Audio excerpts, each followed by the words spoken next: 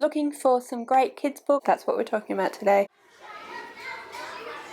Hello, my name's Mel. Today I'm going to show you two kids books that are great that children love. So the first book that I want to show you is this one here, which is Arnie the Donut by Laurie Keller. Personally, I find this book really weird. I've actually not read it physically to any child, but I have shown them it being read, so I will link this in the description below. But there is a really great website called Storyline Online. I have actually shown this to you guys in the past, and it features a variety of different books read and also animated, read by different members of the Screen Actors Guild Association.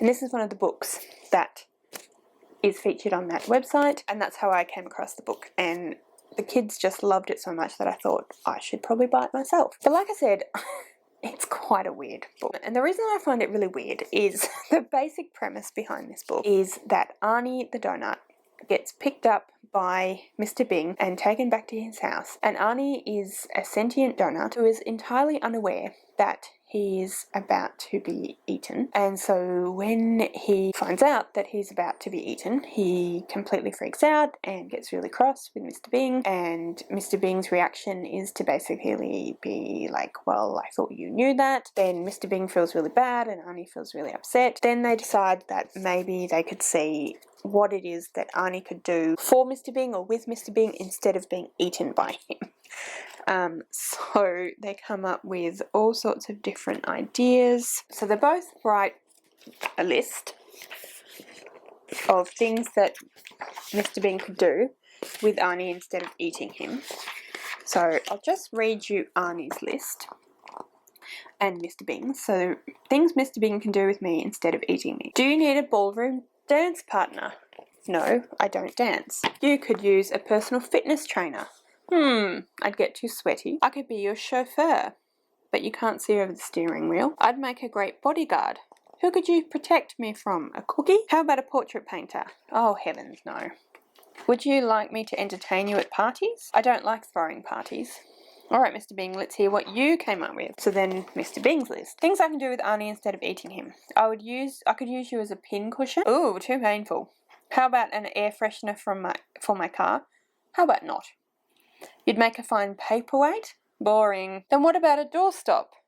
Try again. Would you like to be a picture frame? I don't imagine so. I need a new bowling ball. Well, don't look at me. Then they settle on the idea that Arnie could be Mr. Bing's dog.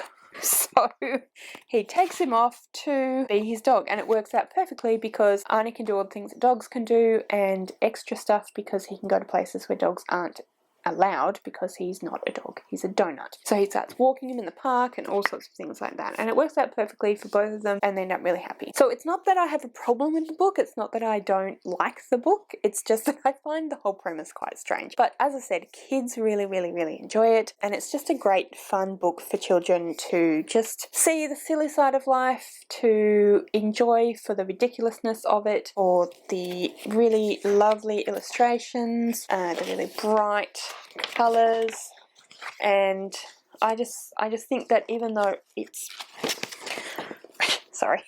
even though it's not necessarily my cup of tea, I just think that it's a really fun, wonderful, silly, fantastic book for kids to really enjoy. I definitely recommend it as a book to enjoy with your children.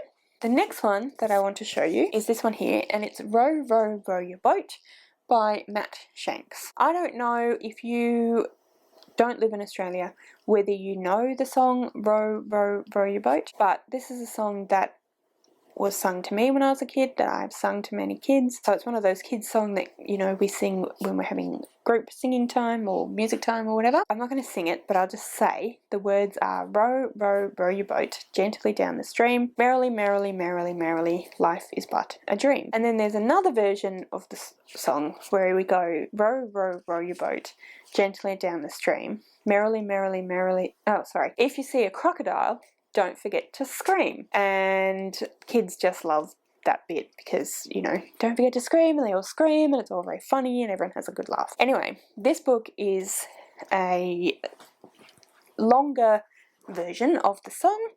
with a bunch of different, I'm just going to move the camera slightly, with a bunch of different Australian animals and different verses that go with those animals. So I want to show you the whole thing because I think it's beautiful and I think it's a really great one. So they've matched it up to the kind of stereotype of the personality of the animals. Let's see, let's go. Row, row, row your boat gently down the stream. Merrily, merrily, merrily, merrily, life is but a dream. We have a little boy in his little rowboat. And then we go to the little koala. Row, row, row your boat quietly by the shore. If you see a koala there, don't forget to snore, because koalas are known to be always asleep. I think the illustrations are just gorgeous as well. They're so simple, but they're just beautiful. So we've got a little dude here, little bandicoot. Here we go. Row, row, row your boat swiftly down the creek. If you see a bandicoot, don't forget to squeak, because they're little squeaky marsupials. And as you can see, the koala's joined him in the boat, having a little sleep.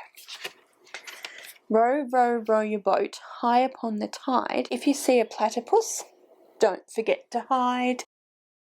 Pirate platypus. So you'd obviously hide if you saw a pirate. That's also a reference to the fact that platypuses are considered very shy. They don't like people, they run away. So that. Row, row, row your boat slowly by the path. If you see a kookaburra, don't forget to laugh.